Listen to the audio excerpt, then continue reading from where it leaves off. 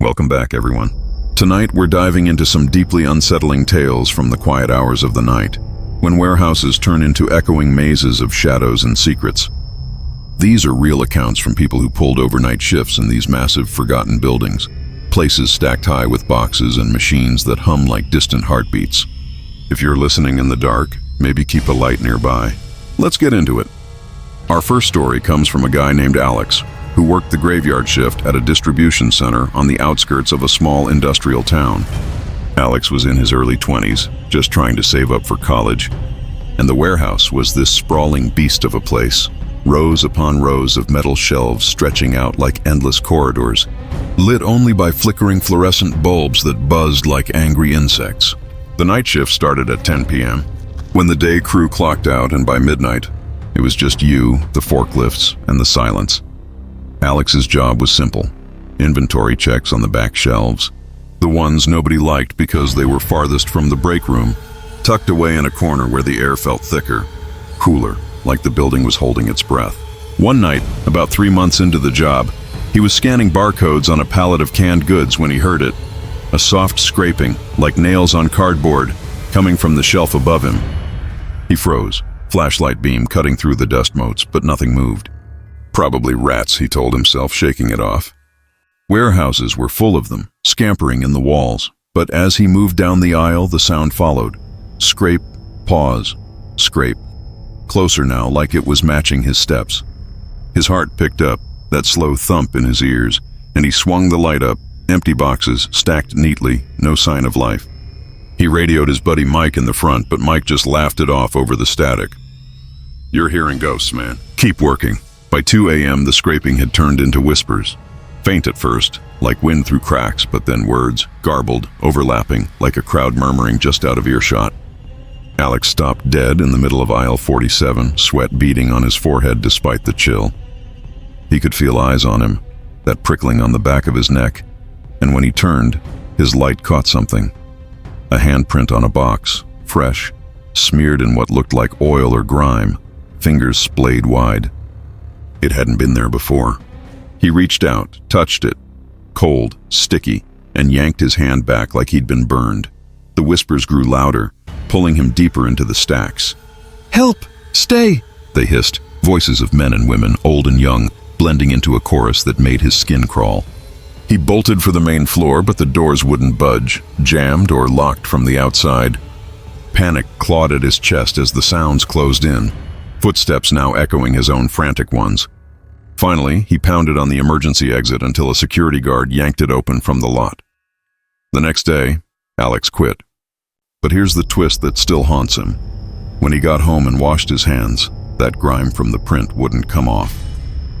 It soaked into his skin, faint lines like veins, and to this day, on quiet nights, he swears he hears those whispers again, right in his own hallway, scraping closer. That was Alex's nightmare. Now let's shift to Sarah's story, a single mom who took the overnight gig at a shipping warehouse to make ends meet. The place was in an older part of the city, a concrete fortress from the 70s with loading docks that creaked like old bones in the wind. Sarah's shift was forklift duty, loading pallets onto trucks under those harsh sodium lights that cast long, wavering shadows across the floor. The air always smelled of diesel and damp cardboard, and by 1 a.m., the only sounds were the hum of the conveyor belts and the distant rumble of semis pulling away. Sarah had been there 6 months, toughened up to the isolation when things started feeling off. It began with the mirrors, or what she thought were mirrors. The warehouse had these polished steel panels on the walls for safety, reflecting the aisles back at you. But one night, as she backed her forklift into Bay 12, she caught a glimpse in the reflection. A figure standing behind her, tall and hunched, wearing the same high-vis vest as the crew.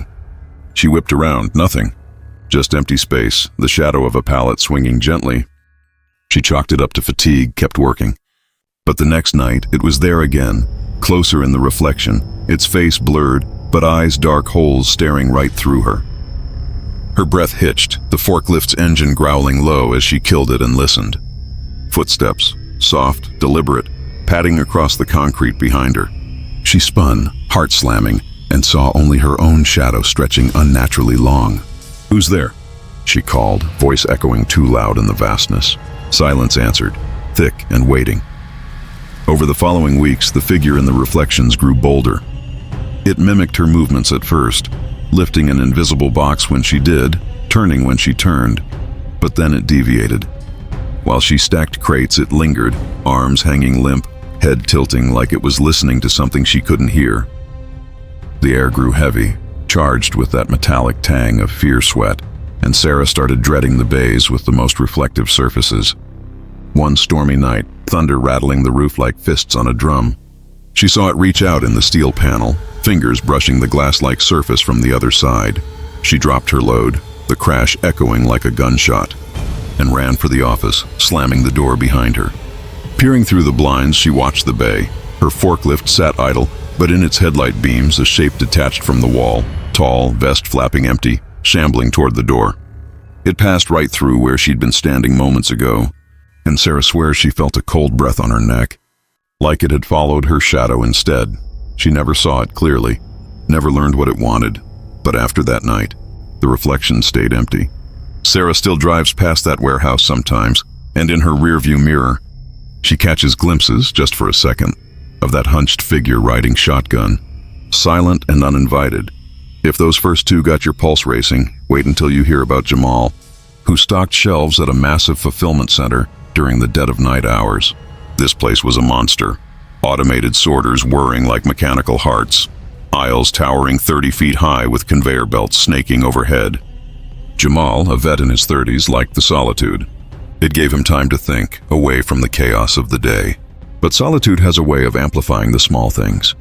The drip of a leaky pipe, the groan of settling beams, the way the lights dimmed just a hair every hour, like the power was ebbing away. It started innocently enough.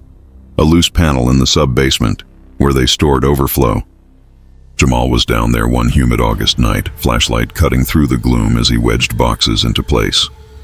The air was stale, thick with the scent of mold and old paper, and that's when he noticed the door, a rusted metal thing half hidden behind pallets, unmarked, like it had been forgotten on purpose. Curiosity tugged at him. He gave it a shove, hinges screaming in protest, and stepped into what looked like an old utility room. Walls lined with dusty pipes and flickering emergency lights. The room felt wrong immediately, colder. The floor uneven under his boots, and in the corner, a pile of what seemed like rags at first.